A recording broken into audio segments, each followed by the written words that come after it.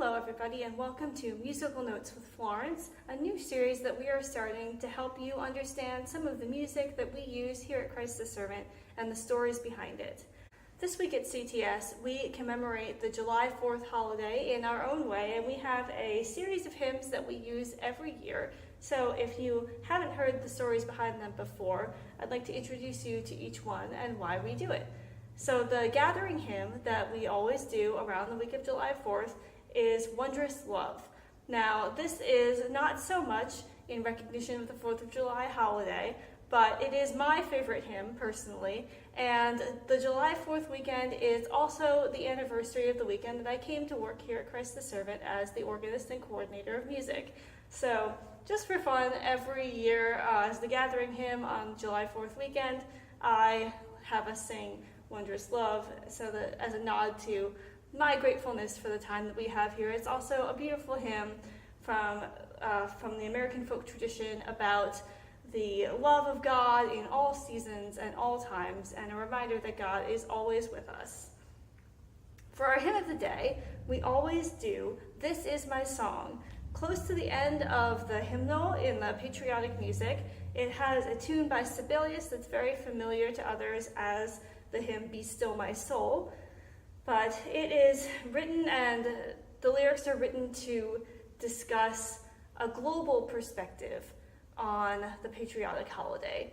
So although we use July 4th weekend to recognize our love for our country that we live in, we also recognize that God's love surpasses all borders and all national identities. And as children of God, we are called to recognize a more global perspective and to always keep that in mind in everything that we do. So This Is Our Song is a way of reminding us that although we love the country that we live in, there are many other countries out there in the world, and the people of those countries love their countries as much as we do ours, and we are always called to keep those people in mind. For our communion hymn, we are going to be singing All People That on Earth Do Dwell. This is to the tune Old Hundredth, which is known among much of Christianity as the Common Doxology. And so it is another beautiful hymn about praising God and gathering together at God's table. And so we will do that hymn for the communion hymn. Then for our sending hymn every year, we sing Lift Every Voice and Sing, which is well known as the Black National Anthem, written by James W. Johnson, who was the leader of the NAACP in 1900 when this was written.